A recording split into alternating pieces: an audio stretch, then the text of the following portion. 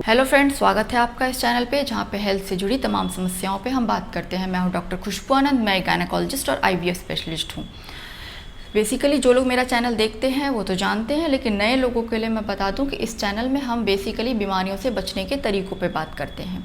अगर अब तक आपने इसको सब्सक्राइब नहीं किया है तो प्लीज़ कीजिए, क्योंकि आगे भी प्रेगनेंसी रिलेटेड या बांझपन की समस्या रिलेटेड या फिर कैंसर जैसी समस्या से आप कैसे बच सकते हैं उसके बारे में बात होती है। उसी सीरीज़ में जो बांझपन की समस्याओं पे जो एक कॉमन क्वेश्चन आता है कि डॉक्टर हमें ये वाली जाँच क्यों करा रहा है, इस जाँच से क्या होगा, क्यों इतनी सारी जांचें लिखनी पड़ती है। इसीलिए वीडियो आप एंड तक ज़रूर देखिएगा, क्योंकि इसमें मैं कब हम कौन सी जांच कराते हैं, क्यों करवाते हैं, उस जांच से आपके इलाज में किस तरह का चेंज आएगा उसके बारे में डिटेल में बताऊंगी। उसी में शुरुआत करते हैं पुरुषों से। तो पुरुष में जनरली फर्स्ट विजिट में हम ये देखते हैं कि उसका सीमेन वीर्य की जांच करते हैं, जिसमें ये पता लगाने की कोशिश करते हैं कि शुक्राणुओं की गति कैसी है, उसका नंबर कितना है।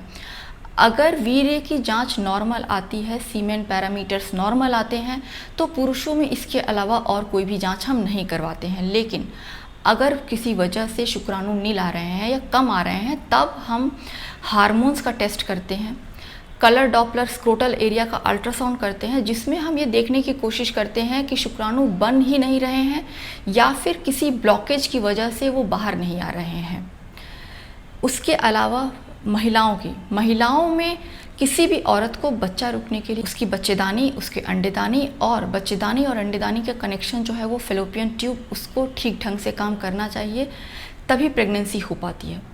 इनमें से अगर कहीं पे भी कोई प्रॉब्लम होती है, क्या प्रॉब्लम हो सकती है, उससे रिलेटेड मैंने एक वीडियो डाला था जिसमें मैंने डिस्कस किया था कि किन कारणों से कपल्स को प्रेगनेंसी अचीव करने में दिक्कत होती है। अगर आपने उसको नहीं देखा है तो डिस्क्रिप्शन में उसका लिंक दिया हुआ है, उसको जाके ज़रूर देखिए, तब आपको क्लियरली पता चलेगा कि कौन सी जाँच का क्या इम्पोर्टेंस है। तो ज़्यादातर महिलाओं को 60 से 70% महिलाओं को अंडे नहीं बन पाते हैं, उस वजह से प्रेगनेंसी नहीं हो पाती है। तो उसके लिए कई बार हार्मोन का संतुलन बिगड़ जाता है। इसके लिए हम TSH हार्मोन, प्रोलैक्टिन हार्मोन, क्योंकि ये कुछ ऐसे हार्मोन हैं जो ओव्यूलेशन नहीं होने देते हैं, तो उनका टेस्ट करते हैं। उसके अलावा किसी भी औरत में अंडेदानी का क्षमता कितना है, उसका ओवेरियन रिजर्व कितना है, वो पता लगाने के लिए हमें AMH, एंटी मुलेरियन हार्मोन का टेस्ट करना पड़ता है। अब AMH थोड़ी बहुत महंगी जांच ज़रूर है, क्योंकि इसको करने के लिए जो रिएजेंट इस्तेमाल होता है या फिर इसको करने का जो मशीन है वो थोड़ा सा महंगा आता है, इसीलिए थोड़ा बहुत AMH जो है वो महंगा हो जाता है। लेकिन इस जांच से हमें ये पता चलता है कि आपको किस तरह का इलाज सूट करेगा। आपको दवाइयों की मदद से बच्चा रुक जाएगा, या फिर आपको IUI का ज़रूरत पड़ेगा, या फिर IVF की प्रक्रिया में आपको जाना पड़ेगा, या इंजेक्शन या टैबलेट हमें कितने डोज में चलाना है, वो सब हम AMH की जांच से पता लगाते हैं। उसके अलावा अगर ट्यूब की बात की जाए, जो कि बच्चेदानी और अंडेदानी का कनेक्शन है, तो वो हम HSG हम यूजुअली पीरियड्स के 7th या 10th डे के आसपास करते हैं, जिसमें नीचे से एक दवा डाल के हम ये देखने की कोशिश करते हैं कि ट्यूब्स जो है वो खुली हैं कि नहीं खुली हैं, क्योंकि अगर ट्यूब्स ब्लॉक होंगी तब जो अंडेदानी है या शुक्राणु है जो अंडे तक पहुंच ही नहीं पाएंगे।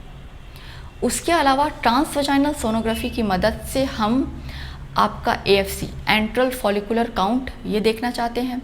बच्चेदानी में कोई तरह का गांठ, फाइब्रॉइड या सूजन तो नहीं हो गया जो कि प्रेगनेंसी नहीं हो पाने दे रहा है, वो देखना चाहते हैं।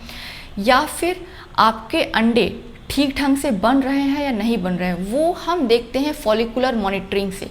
मतलब 9th या 10th डे पे हम फॉलिकल का साइज़ देखते हैं और उसको सीरियली मेजर करते हैं कि जो फॉलिकल है वो बढ़ के 18 से 20 mm तक पहुंच रहा है या नहीं पहुंच रहा है, या फिर अंडे अगर बन भी रहे हैं तो वो टूट रहे हैं कि नहीं टूट रहे हैं।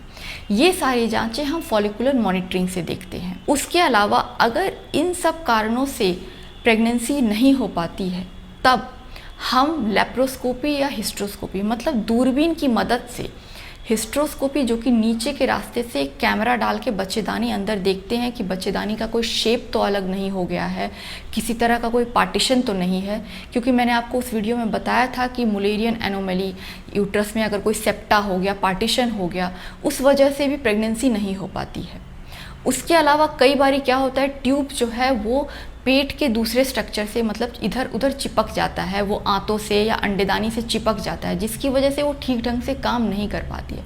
तो वो चीज़ जो है वो हम लैप्रोस्कोपी से देखते हैं। लैप्रोस्कोपी और हिस्ट्रोस्कोपी ये चीज़ें करने के बाद भी कई बारी 10% केसेस में हमें ये पता नहीं लगता है कि प्रेगनेंसी नहीं हो पाने का कारण क्या है। तो उस स्थिति में हम उसे अनएक्सप्लेन्ड इनफर्टिलिटी कहते हैं, मतलब कि पुरुषों का और महिला का सब कुछ नॉर्मल है फिर भी प्रेगनेंसी नहीं हो पा रही है। उस स्थिति में हम किस तरह से अपने फर्टिलिटी को बढ़ा सकते हैं उसके बारे में हम आगे आने वाले वीडियोस में बात करेंगे। तो चैनल आप सब्सक्राइब करके रखिएगा, इसको शेयर कीजिए दूसरे लोगों के, क्योंकि कई लोगों के मन में आता है कि डॉक्टर ने हमें ये जांच लिखी है, डॉक्टर तो पैसा बनाने के लिए जांच लिखता है, उस तरह की बातें सामने आती है। तो इस जांच से, जिस टेस्ट से आपको ये पता लगा होगा कि कौन से टेस्ट का इम्पोर्टेंस क्या है। सबसे ज़रूरी बात करते हैं खर्च। तो HSG की अगर मैं बात करूं तो HSG जो है वो मोटी जो है हर क्लिनिक में वेरी करता है। ये लगभग 1500 से 2000 के आसपास की टेस्ट होती है।